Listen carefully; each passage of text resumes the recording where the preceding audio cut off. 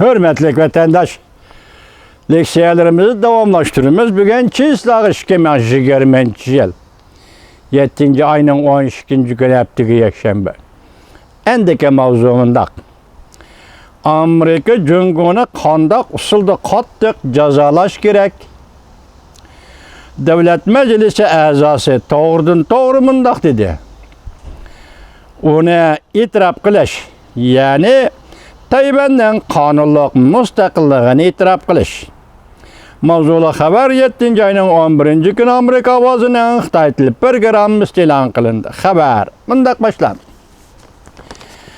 Beijing, Hong Kong'çı devlet bexatarligi kanununu ma'qullagandan keyin Amerika Cüngü münasebeti tehame ciddilişip ketdi. Washington türlük imporga qilish vositalarini ishlatib, Cüngü'de alaqadar şirketlerini ve alaqadar şahslarni imporga qilgandan başqa Amerika'nın siyaset sahasıdaki kişiler devlet bexatarligi kanunu, Xitayning devlet bexatarligi kanunu kelar qatim Tayvanga to'g'rilanamdi deb ansirashga başladı. Bu doğruda Amerika Qo'shma Shtatlari Avam Palatasi Tashqi ishlar komitetining a'zosi McConnell mundaq ko'rsatdi. Amerika bundaq ishning Tayvanda yuz berishiga mutlaq yo'l qo'ymaydi. Diqqat vatandaş.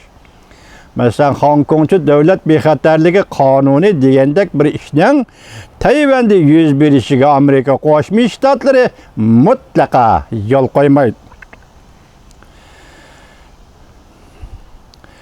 Beijing'ni eng qattiq jazolash Tayvanning mustaqil davlat sifatida qonunliq davlat ekanligini e'tirof qilishdan iborat. Yani bir o'qib o'tganlaringizmi?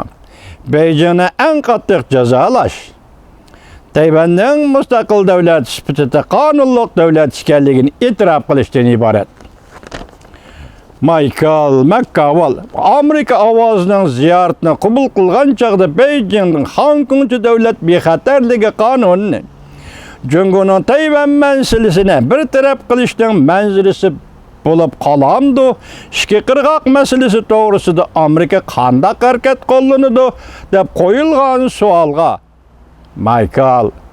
McConnell mundaq javob berdi. Men Tayvanga harbiy qurol yarog' sotib berishni hamda Tayvanni hamkorlashib qo'g'dashni qo'llayman. Beijing'ning uzun muddatlik planı, bir asrlik marafonchi planı Hong Kong'ni tartib olgandek Tayvanni tartib elishdir. Hamda Janubiy Tinch okean orollariga tahdid solishdir. Tashqi munosabatlar komitetining a'zosi McConnell mundaq ko'rsatdi. Amerika Tayvan tarafda turadi. Tayvanda bundaq ishning, yana Tayvanchi davlat bexatarligi qonunining yuz berishiga Amerika mutlaq yo'l qo'ymaydi.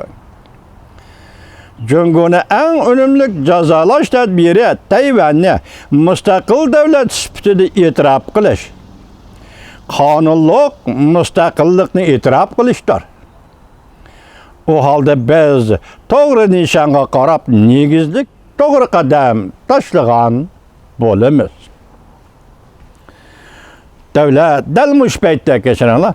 Dalmush paytda Amerika bir Cüngü siyosiy qayta tekshiramdi yo'q deyilayotgan shundaq bir paytda McConnell mundaq ko'rsatdi.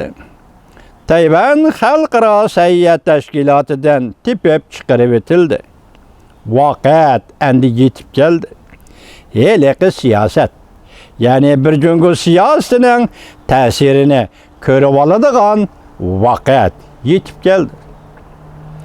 Avam Palatasi Tashqi munosabatlar komitetining a'zosi McConnell mundaq ko'rsatdi. Washington bilan Beijing o'rtasida navbatda umumyuzlik qarshilashish vaziyatida Amerikaning eng oxirgi nishoni nima bo'lishi kerak? Bu to'g'rida McConnell mundaq ko'rsatdi. Biz Cüngü bilan raqobatlashamiz. Cunguda uzundan beri mavcut bulup kelayotgan kişilik hukukni dafsanda qilish harakatlari to'g'risida haqiqatni gavdalantirib fikr qilishimiz kerak. Erkinlikni qizg'in suydigan davlatlarga hamdam bo'lishimiz kerak. Bu bizning tashqi siyosatimizdir.